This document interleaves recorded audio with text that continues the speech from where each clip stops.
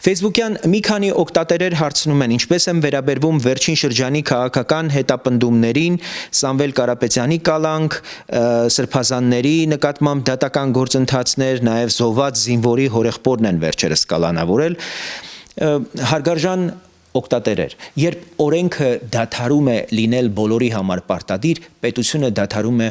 ուղղակի գոյություն ունենալ։ Հայաստանում այսօր ամեն խախտման համար կա արդարացում, եթե բարեգործ է, ուրեմն չպետք է կալանավորվի, եթե հոգևորական է, ուրեմն դա հալածանք է եկեղեցու դեմ, եթե զոհվածի ծնող է կամ հարազատ է, նրա զգացումները, հույզերը օրենքից վեր է,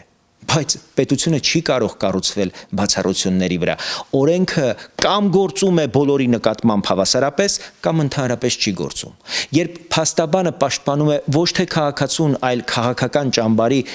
կոնկրետ ներկայացուցչին, երբ մամուլը ծառայում է ոչ թե ճշմարտությանը, այլ իր հովանավորին, մենք վերածվում ենք հասարակության, որտեղ արդարությունը փոխարինվել է պատկանելությամբ։ Սա իշխանության կամ ընդդիմության հարց չէ, սա քաղաքակրթական հարց է, թե արդյոք մենք ուզում ենք ապրել օրենքով, թե խղճահարությամբ եւ կարեկցանքով։ Արդյոք ուզում ենք պետություն, թե ոչ։